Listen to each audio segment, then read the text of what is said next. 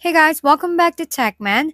Today, let me show you how to fix Walmart app not showing purchase history. If your Walmart app isn't showing your purchase history, don't panic. This is usually a quick fix.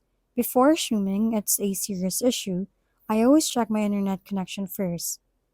A weak or unstable connection can prevent your order history from loading properly. Try switching between Wi Fi and mobile data just to rule that out.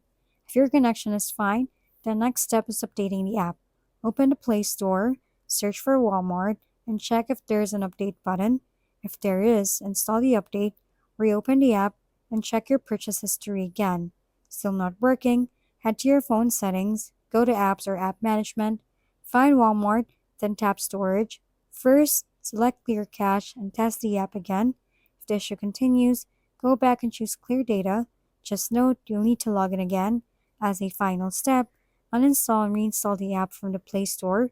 In most cases, one of this method restores your purchase history without any further issues. If we've been helpful, kindly give us a thumbs up and don't forget to hit the subscribe and bell button for more contents. For any questions and suggestions, comment down below.